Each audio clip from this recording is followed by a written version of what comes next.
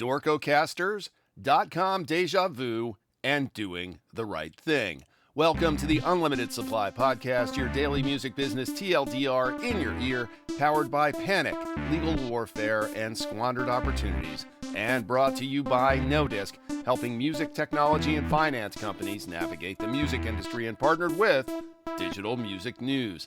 I'm Lars Murray. It's June 2nd, 2026. It's Tech Tuesday, but before we geek out, let's dork out. When we talk about AI, we talk about deepfakes, but we're not talking about AI yet. Nope, just regular old fakes, like fake Stratocasters. Now, if guitar talk bores the hell out of you, you can just skip ahead here, but over at Digital Music News, Ashley King is reporting that Fender is suing the Paul Reed Smith Company over its signature John Mayer guitar. Apparently, a few years back, Mayer decided that the build quality of Fender axes was faltering, and he skipped over to PRS, which generally makes higher-end and dorkier guitars, which is on brand for Mayer. Anyway, the new Mayer signature PRS didn't look like a classic Paul Reed Smith. It looked shockingly like a Strat. I mean, a lot like a Strat, except for the headstock, which any semi-experienced Fender player could easily see did not look like a Strat headstock. So while most of the target market for these Dorkocasters would know in an instant the difference between the Mayer model and the classic Fender Strat wielded by Hendrix and Clapton and the guitar gods of yore, apparently that was not good enough for Fender, which is suing PRS. Personally, I'm a Strat homer. My go-to guitar is a hardtail American Strat, and it's a very good guitar. And I would never fork over the extra dough for a Dorkocaster, so it feels like Fender is kind of punching down a little bit and maybe would be better off just ignoring PRS. But as they say, if you don't defend your copyright, you can't defend your copyright. Maybe they were just forced into this. Okay, enough dork talk, on to the geeks. Let's geek out. So we're going to step outside of music for a second for a little perspective check. Last week, Anthropic, the brand behind Claude AI, which we actually sometimes use a little here, announced a funding round of 65 queeners from private sources on the heels of winning a legal victory over the music publishers. I suspect the timing of that is coincidental, and the label lawsuits are still grinding on. Over at Digital Music News, Dylan Smith had their eye on this, and it was speculated that this $65 billion raise was the harbinger of an impending IPO for Anthropic.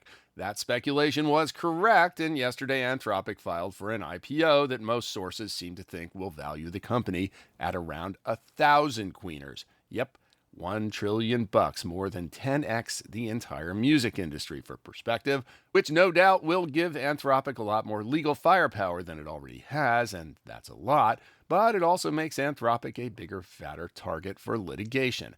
I'm not going to get into how cuckoo and bananas AI valuations are relative to revenue generation, other than to say that anyone who lived through the first dot-com boom and bust cycle is probably feeling a little deja vu. Callie Hayes and Mitchell Labiak had the story over at the BBC.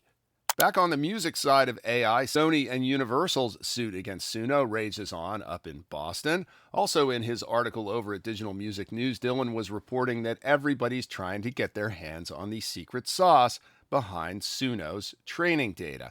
Universal and Sony, of course, want to know what Suno used so they can right-size their damage claims. Another entity, New York-based Inner City Press, is asking that that info be released to the public. Suno doesn't want that because if it were publicly disclosed, it might allow any Joe on the street to benchmark and reverse engineer Suno's AI algos. Sony and Universal, for their part, are stopping short of asking that the data be publicly disclosed. And why is that? Well, as much as they want to sue Suno, they don't necessarily want it to go away and be replaced by potentially dozens of smaller competitors. Because as they learned with Napster, there's a little more dot-com deja vu. It's better to have one big target than to shatter that target into a million pieces and then play whack-a-mole for the next decade. A bigger game of whack-a-mole that not every platform is choosing to play is AI disclosure. These days, it can be genuinely tough to tell on TikTok or Instagram if something is AI generated. YouTube too. However, YouTube announced this week that it will now automatically detect AI generated content and tag it. Previously, it had relied on the creators, that famously airtight and trustworthy group, to make their own disclosures of AI use. Suffice it to say, that wasn't a rule that was particularly respected, given the fact that Google and most big tech companies do the right thing only after they have exhausted all other options. It's the American way. This development is both reassuring and also a little terrifying. Good on Google for doing the right thing, but it's also a tacit acknowledgement of how apocalyptically effective deepfakes are becoming. All this talk of dotcom boom bust deja vu or dotcom nostalgia deserves another couple of good stories, so let's wind back the clock once more to the aftermath of that first boom bust cycle. Remember LastFM, the place where you could go and hand over all of your listening data so that they could build you a custom radio station, which later became simply the place where you could hand over all of your listening data?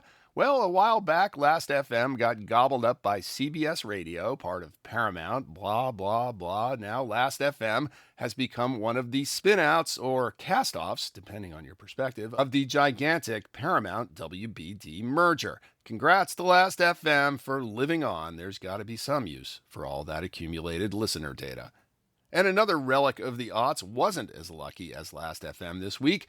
Juno, not to be confused with Suno, was one of the first EDM-focused marketplaces where you could go and purchase downloads. Remember downloads? Remarkably, Juno has been existing in a streaming-dominated industry for the past 15 years, but no more. Last week, it abruptly closed its doors. Over at the music tech website, Emily Swingle had the coverage and spoke to a few, and maybe all, of the bereft download marketplace dead-enders who reacted with shock to the closing. And that's another Tech Tuesday. Support for Unlimited Supply is provided by you, our listeners, and we have a couple of new rewards for your support. Sign up for a full year of support for us and get the limited edition Unlimited Supply Merit Badge Trucker Hat, which we manufactured in limited quantities by popular demand. We did our part and made them. Now please go do your part and buy them. The hat is a classic mesh snapback mid-rise trucker cap sporting the iconic Unlimited Supply Merit Badge on the front, and it's available at unlimitedsupplypod.com. By the way, if you have any interest in seeing me wielding that hardtail American Strat and you happen to be in New York City on Thursday, I'll be playing with my band Park Slope Divorce Thursday night at 9 at 310 Bowery. There's a link in the show notes. If you like what you hear, please hit that follow button wherever you get your pods, including now Substack, and drop us a rating and or a review on Apple Podcasts, YouTube, or Spotify, and tell a friend or three. Links are in the show notes, including a link to that newly launched merch site, but you can also visit unlimitedsupplypod.com to sign up for our newsletter, to tell us what you think about the show, to suggest feature ideas, to feed us info, to feed us lunch, to call us out on our dubious assertions, and to tell us what we're missing out on. I'm Lars Murray, and remember, in this business, no conflict means no interest.